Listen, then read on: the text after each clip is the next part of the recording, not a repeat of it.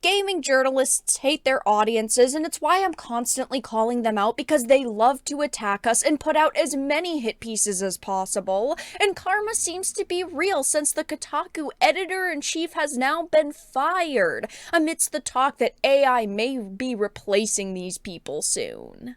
I have a few different things to show off, but before we get into the topic, if you enjoy the content that I create, make sure to subscribe to the channel and hit the notification bell. Follow me on social media so you can see when my content is posted, and of course, if you do really enjoy the videos and live streams I create, consider becoming a Dark Titan via Patreon or a supporter via YouTube memberships.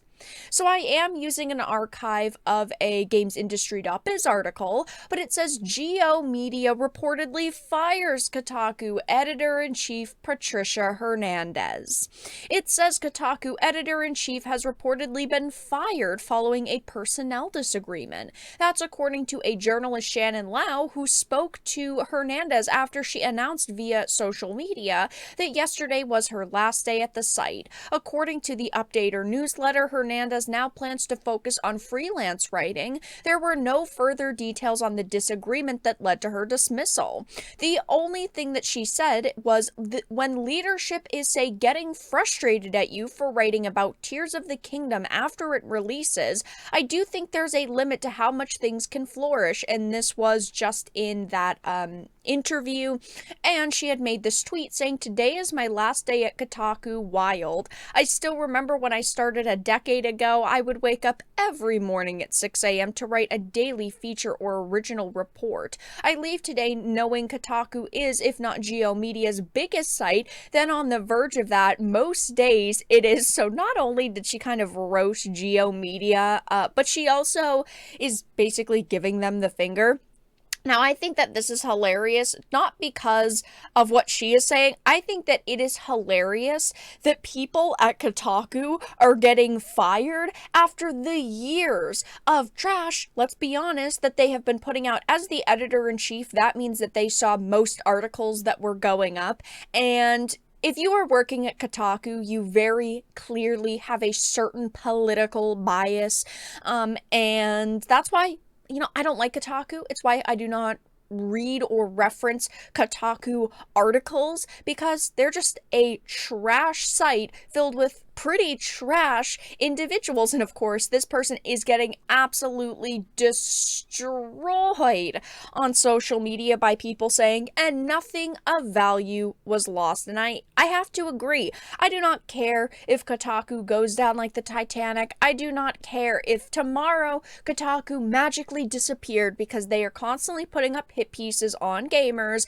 on the industry they claim to care about, and they clearly do not, and they don't actually want this industry to thrive. When your goal is to continuously write pieces that are biased to the point that you're trying to push the industry towards your political outlook instead of just reporting on the news, not only does your writing become irrelevant, but it's just not journalism, it's activism, and that's literally all Kotaku is now. Kotaku could die tomorrow and I'd be a very happy camper, and judging by the responses here, a lot of people agree. Like, nothing of value was lost. I obviously do not want to sit here and celebrate someone losing their job, but if they were better at their job, maybe they would not have gotten fired. We don't know the information. She is claiming that it was a disagreement. We have no other information. Of course, Geo Media is probably not going to say anything about this. They're probably not going to make a fuss about it on social media, so we only have to go off of what she is saying. But at the same time, I can't really feel all that bad.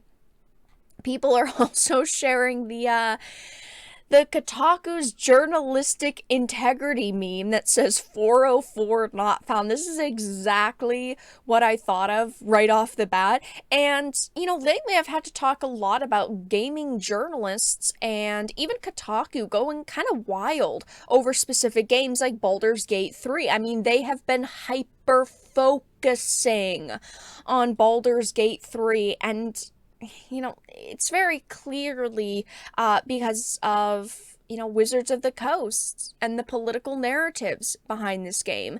I mean, just look at the amount of articles about this title on their front page. Baldur's Gate 3 is one of 2023's best games. Don't turn it into a weapon. Dang, someone beat Baldur's Gate 3 in under 11 minutes. Oh look, you definitely want to recruit Baldur's Gate 3's resident crypt keeper. It makes it impossible to know if I'm making the right choices, and I love it.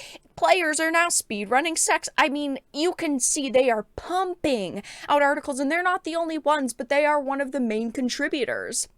The amount of attention that these people are giving to this game is insane, and no matter how many copies it has sold, there is no way it comes close to the amount of money or copies Tears of the Kingdom sold. Their amount of articles is delusionarily absurd, and now to justify the amount of coverage of the game, they're pushing that, oh, it's so amazing because it doesn't have microtransactions and it was a full game at launch, and that Larian has doubled down on that, saying we believe in producing games without extra charges. But it's like they're pretending there aren't other games that are the same that were huge. I did make a tweet about this and listed off a few, but we have things like Hogwarts Legacy, Hi-Fi Rush, of course Tears of the Kingdom, Elden Ring, God of War Ragnarok, Jedi Fallen Order, Jedi Survivor. They are completely ignoring these in order to prop up this game. And of course it is all because of Wizards of the Coast. They agree with Wizards of the Coast. They love Wizards of the Coast. Wizards of the Coast is extremely woke at this point, and it does seem like Larian did decide to put a lot of things in this title that WotC specifically would want and would like.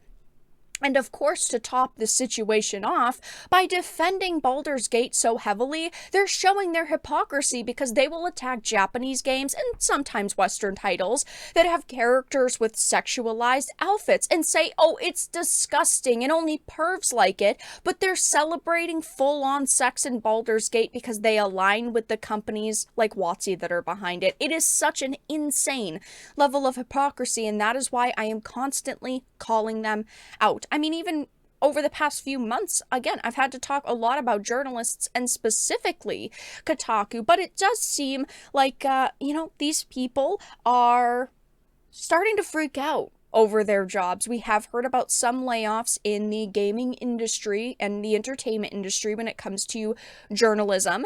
And we've even heard recently that a gamers group job ad ignited backlash in gaming and tech media because they are basically looking for an AI assistant or an AI companion. They want to have this AI where you have someone who inputs information into it, the parameters that it follows, and then the AI pumps out articles and you just have someone line editing it, looking over it, making sure it's fine, formatting it, and then putting it on a website.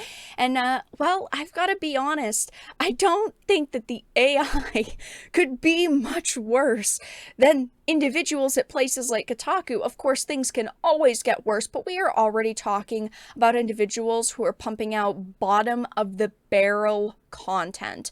Do I think that this person is going to have trouble finding a job in the industry? Probably not. They were with Kotaku for a long time, so I'm sure that they're going to find something else. They didn't really say any other information on what they're planning to do in the future, but they are getting absolutely destroyed by people on social media, and rightfully so.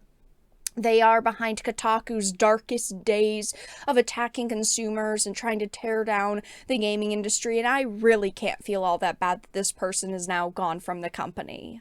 But that's all that I really had to discuss in this video. Let everyone know your thoughts in the comments section down below. If you enjoyed this, make sure to give it a like, share it, and subscribe to the channel. And of course, if you didn't, make sure to give it a dislike. I appreciate your support either way, but I will talk to you all again in the next video really soon.